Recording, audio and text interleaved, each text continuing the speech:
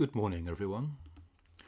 Life is complicated enough as it is for all of us, without the additional strain of having to put up with uncalled for comments. So whether it's, oh, that's so gay, or making stereotypical comments like, oh, you black people are so good at running, or highlighting a disability. I think I was forever four eyes at school. Whether these things are said in passing as a joke, and by the way, it's not a joke, it's not funny to the individual, or whether intended as an insult, such comments have no place in a civilized mind, and certainly no place within the Hampton courthouse community. Being a teenager today is immensely challenging as we enter a new kind of world, quite different from the world of their parents or grandparents. And all of us, students, teachers, and parents, we must be able to talk openly about prejudice. And of course, prejudice means prejudging someone before you know them. And we must be alert to any kind of stereotypical thinking. And talking about prejudice, I really come to the conclusion that it probably exists in all of us. And certainly psychologists would argue that we are all prejudiced in some way because part of our self-definition is that we naturally identify with certain groups, be that someone who grew up in our own hometown, or who supports the same football team, or who plays Fortnite, or who has tattoos, or is a certain age group, and so on. Stereotyping, whether it is, Asians are so good at maths, things like that help us to fill in the gaps in our knowledge about others. But unfortunately, we are filling in the gaps with assumptions from the stereotype, rather than finding out about the person as an individual. And this is perhaps the way the mind makes sense of our experience, by slotting people into already existing categories. But of course, this is dangerous, and often we are not always correct or accurate. One of my favourite examples of this was actually given to me by a young Hampton Court house pupil some years ago. He was 11 or 12. And he said, I know it's wrong of me, but when I get invited to someone else's birthday party, I can't help but notice whether or not the birthday cake has been homemade or bought in a shop. And if it isn't homemade, then for me, it isn't a proper birthday. Now, here the boy in question really had remarkable insight, because he was recognizing his own pattern of thinking, presumably passed on to him by his parents. But he already had the maturity to question it, whilst also acknowledging what was his first, deepest response. And as it happens, I have some of these too. I don't like red cars. I think that BMWs are generally badly driven.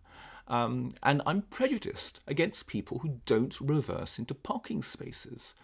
And if you think about it, you too almost certainly have some of these kinds of thinking. But the key is that we question it. Prejudice is an uncomfortable word because it is so painful. And if you have ever been prejudged, you will know what I mean.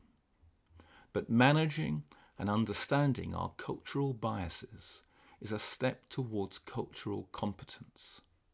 No one wants to admit that they have prejudice, but it is worth deep thinking to see if in fact we do. If you turn up scruffily dressed for an interview, you will be prejudged before you open your mouth.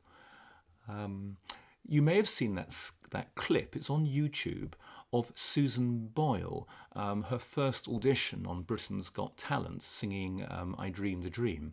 Well, she was prejudged. She was even laughed at because she looked frumpy and unglamorous. But seeing the panel and the audience as she sang, seeing their responses, was to see people confront their own prejudices. And how often do we really prejudge when we see people? Someone sleeping rough or begging in the street, or someone covered with tattoos, or someone speaking a foreign language, or someone who is vastly overweight. Confronting prejudice is one of the most potent things we can do, because in so doing we develop and we grow and we learn to catch ourselves before dangerous, generalized thoughts develop further. And so my challenge to you today is admit your prejudices. Try to figure out where they came from. Fess up. People are not born prejudiced. We pick it up from various sources during our lives: books, films, television, family members, friends, and so on. Consider the statement, those people are all the same, and remind yourself that that statement is not true. There's something wrong with people who don't reverse into parking spaces. Unfortunately, that is something I picked up from my father. But sometimes, on purpose, I drive straight into a parking space. And I can hear him grumbling in my head, but it feels good. It feels good to be liberated in my thinking.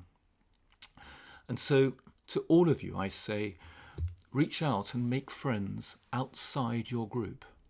We've all seen examples of beautiful people who only make friends with other beautiful people. But rather, I urge you to reach out to all. Pride yourself on your wide network of friends, friends of different nationalities, religions, sexual orientation, and so on. Get to know people as individuals, and you will be truly liberated and free in your thinking. And to this end, I am immensely proud of the different religions that are represented by our families and teachers at Hampton Court House, of our gay members of staff, both men and women, our gay parents, and of course those of colour. At Hampton Court House, we all of us have the most wonderful opportunities to get to know people as individuals. And so, continue to be alert to your own thinking, your own generalizations, whatever they may be. And if there are assumptions you are making about a group of people, then seek to challenge that thinking. Once again, there is no GCSE in challenging your own assumptions, but I suggest it's one of the most important habits that we can develop. Have a good day, everyone.